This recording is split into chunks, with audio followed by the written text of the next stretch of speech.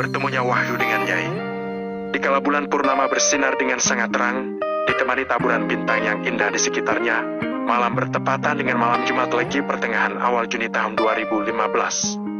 Di sebuah pinggiran sungai terlihat beberapa asap dupa mengepul, memberikan bau harum dupa yang khas di pinggiran sungai tersebut. Meskipun pinggiran sungai itu sangat gelap, namun bukan berarti pinggiran sungai itu sepi. Bahkan bisa dibilang banyak orang yang silih berganti datang dan mandi pada malam hari. Alhasil pinggiran sungai tersebut sedikit tersinari dengan beberapa sorotan lampu senter orang-orang yang silih berganti. Sungai tersebut dinamai dengan Kali Tempur oleh para masyarakat sekitar. Kali Tempur terletak di pinggiran situs bersejarah Palenggahan Serigati yang terletak di dalam hutan Ketombo, Kabupaten Ngawi dekat dengan Gunung Lau. Seorang pria 25 tahunan terlihat menancapkan beberapa batang dupa yang mengebul ke pangkal pohon beringin yang menaungi salah satu sisi Kali Tempur yang sedikit terpencil. Setelah menancapkan beberapa dupa itu, dia langsung bersila untuk bermeditasi. Moga-moga berhasil, moga-moga berhasil, batin pria itu dengan khawatir.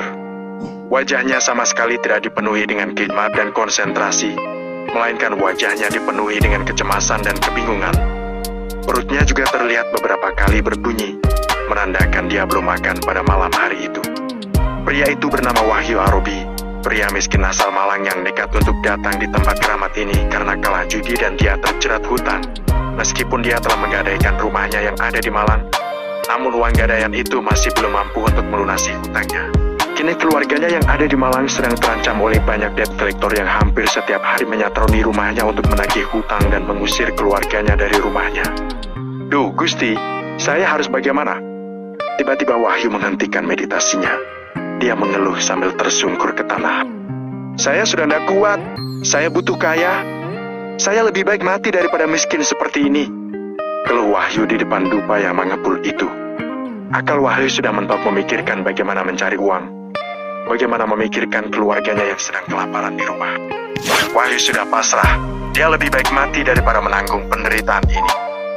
Tolonglah aku. Siapapun, tolonglah aku. Akan aku turuti semua keinginanmu. Ketus Wahyu sebelum dia tidak sadarkan diri. Mas Wahyu. Wahyu yang duduk di atas batu tiba-tiba mendengar sebuah suara wanita yang sangat halus dan menyenangkan. Suara itu diiringi dengan sebuah lantunan gamelan Jawa yang terdengar sangat mistis. Wahyu menoleh. Dia mendapati ada seorang wanita dengan kebaya berwarna kuning sedang terlihat tersenyum ke arahnya. Selain memakai kebaya kuning, wanita tersebut mempunyai rambut panjang yang mencapai pinggulnya. Kebaya yang dia kenakan mempunyai belahan dada yang sangat menggoda, dipadukan dengan wajahnya yang cantik dan suaranya yang merdu. Wahyu mempunyai keinginan untuk berkenalan dengan wanita ini. Mohon maaf, Nona siapa? Tanya Wahyu dengan halus.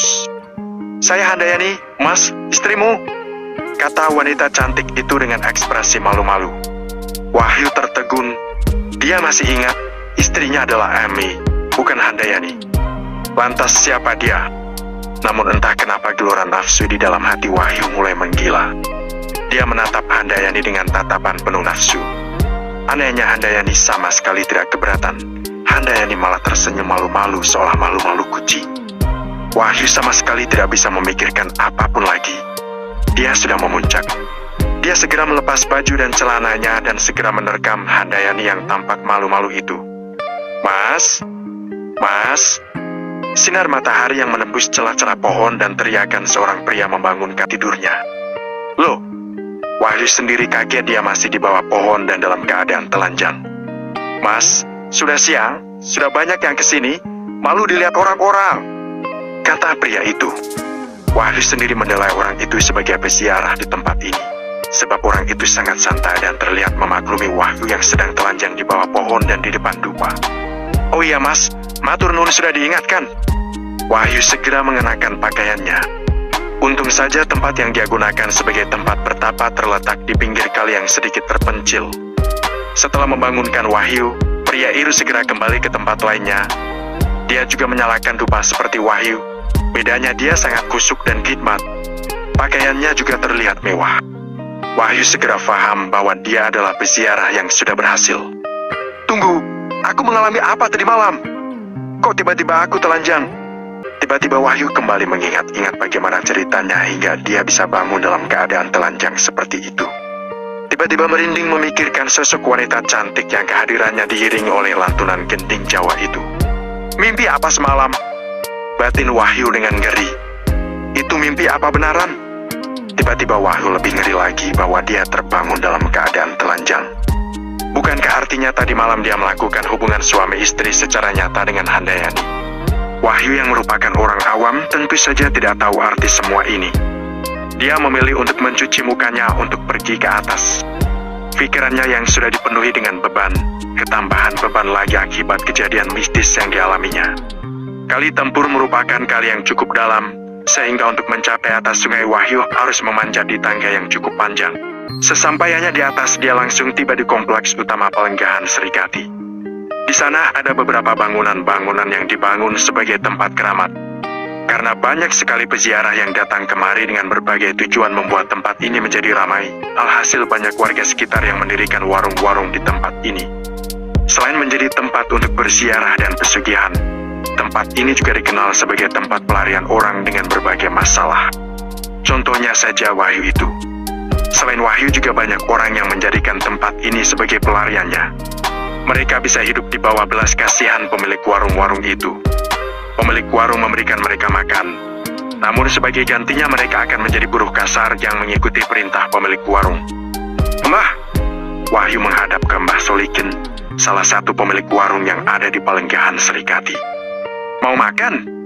Hayo sana kerja dulu, cepat bantu Mbak Putri bersihkan kebun, kata Mbah Solikin sembari menggoreng tempe dan menghirup rokok kretek yang ada di tangannya. Nggih Mbah matur nuwun, kata Wahyu sembari mengambil sabil yang tergantung di dinding bambu dan berjalan menuju arah kebun. Mbah Solikin adalah pemilik warung yang Wahyu ikuti. Terkadang Mbah Solikin menyuruh Wahyu untuk menyajikan makanan, terkadang mencuci piring, atau terkadang juga seperti ini membantu membersihkan kebun. Pokoknya apa yang diperintahkan oleh Mbah Solikin akan dilaksanakan oleh Wahyu demi sesuap nasi. Di hutan Ketonggo yang merupakan tempat Pelenggahan Serikati ini bukanlah hutan majemuk, melainkan hutan jati yang merupakan kawasan yang berada di bawah naungan perhutani.